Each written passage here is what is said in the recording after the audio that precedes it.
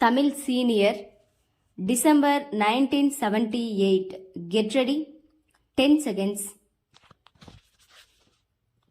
5 seconds. Start. ஐயா, இந்த மாநிலத்தில் வேளாண்மை நிலை மனநிறைவு அளிப்பதாக அமைந்திருக்கிறது. ஆனாலும் வறட்சி நம் முன்னேற்றத்தை தடைப்படுத்தி இருக்கிறது.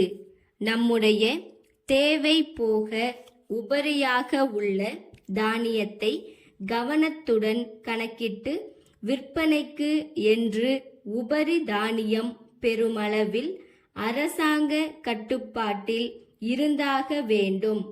இதன் மூலம் இதுதான் நாம் கையாளும் அணுகுமுறை என்று அரசாங்கம் குறிப்பிட்டிருக்கிறார்கள்.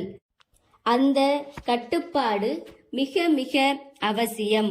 இந்த கட்டுப்பாடு இருக்கிற காரணத்தால் தான் இப்பொழுது ஏழை எளியவர்களுக்கு உணவு தானியங்கள் கிடைத்து வருகின்றன.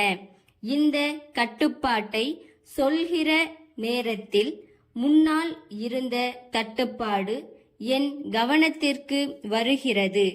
இப்பொழுதும் இவ்வளவு வறட்சி வந்த நேரத்தில் கூட, புயல் வெள்ள பாதிப்பு நேரத்தில் கூட தமிழகத்தில் எந்த இடத்திற்கு போனாலும் நம்மால் உணவு தானியங்களை பார்க்க முடிகிறது, கேட்டு விலைக்கு வாங்க முடிகிறது. ஆனால் 2 ஆண்டுகளுக்கு முன்பு அவைகளை கண்களால் பார்க்க கூட முடியாத அளவுக்கு தட்டுப்பாடு இருந்தது. எனவே இந்த உணவு தானியங்கள், உபரி தானியங்கள் பெருமளவில் அரசாங்கத்தின் கையிருப்பில் இருக்க வேண்டியது மிக அவசியமானதாகும். அதற்கான வகையில் அரசாங்கத்தினர் உற்பத்தி, கொள்முதல், விநியோகம் இந்த 3 துறைகளிலும் தற்போது மேற்கொண்ட நடவடிக்கைகள் பாராட்டத்தக்கவை, வரவேற்கத்தக்கவையாகும். வணிகர்களிடம் இருந்து 20% அரசு கொள்முதல் செய்வதற்கு திட்டமிட்டு நிறைவேற்றி வருவது பற்றி நண்பர்கள் கூறினார்கள். உணவு பொருள்களை வழங்குகிற கழகம் அமைத்திடவும், அந்த கழகம் சில்லறை கடைகள் பலவற்றை சீராக பல்வேறு மாவட்டங்களிலேயும் சென்னையிலேயும் அமைத்து தானியங்கள் கொடுக்கிற வகையிலேயும் மேற்கொள்ளப்பட்ட நடவடிக்கைகள் பாராட்டத்தக்கவையாகும். மாநில அரசு முயற்சியால் மட்டுமல்லாமல் மத்திய நிதி வரி விதிப்பு கொள்கை மூலம் தான் விலைவாசியை கட்டுப்படுத்த முடியும். நான் இதை சொல்கிற போது இந்த அரசு இவைகளை அறிவித்த வகையிலேயும் உணவு தானியங்கள் ஏழைகளுக்கு, இல்லாதவர்களுக்கு, பாட்டாளிகளுக்கு கிடைக்காமல் போகக்கூடாது என்கிற வகையிலேயும் எடுத்திருக்கிற முயற்சிகள் பாராட்டத்தக்கவை என்பதை தெரிவித்துக் கொள்கிறேன். இந்த விலைவாசி ஏற்றத்திற்கு வரி விதிப்பு கொள்கை ஒரு முக்கிய காரணமாகும்.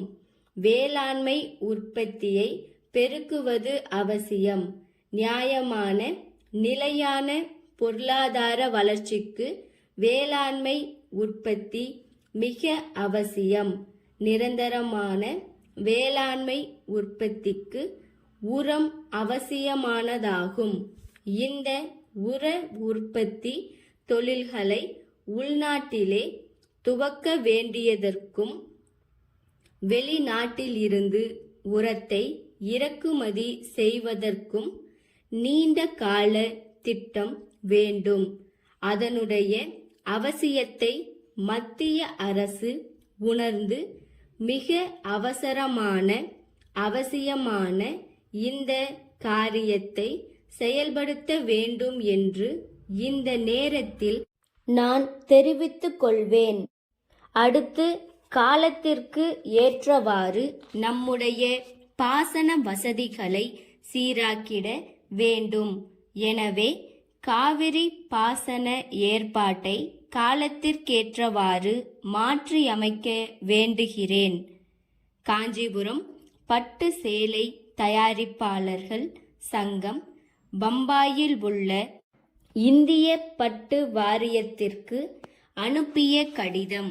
அன்புடையீர், காஞ்சிபுரம் பட்டு புடவைகளின் நேர்த்தியை பற்றியும் விற்பனை பற்றியும் நாங்கள் சொல்லி உங்களுக்கு தெரிய வேண்டும் என்பதில்லை.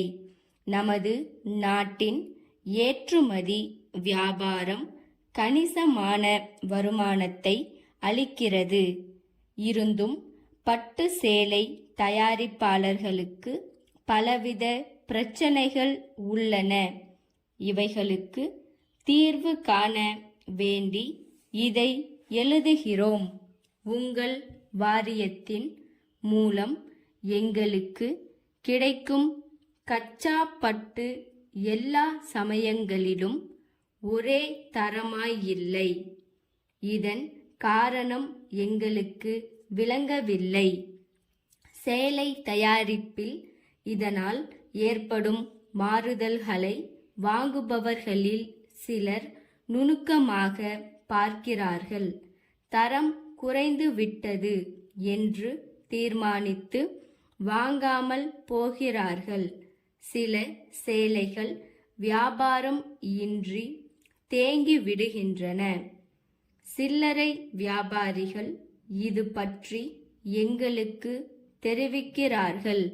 ஆகவே எங்களுக்கு ஒரே இடத்தில் திரட்டப்பட்ட கச்சா பட்டை, குறிப்பாக மைசூரில் இருந்து சப்ளை செய்யுமாறு கேட்டுக்கொள்கிறோம். கைத்தறி முறையை விட இயந்திர முறையை கையாண்டால் சிறந்த ஜரிகை தயாரிக்கலாம் என்பதையும் தெரிவித்துக் கொள்கிறோம். தங்கள் உண்மையுள்ள ஸ்டாப்.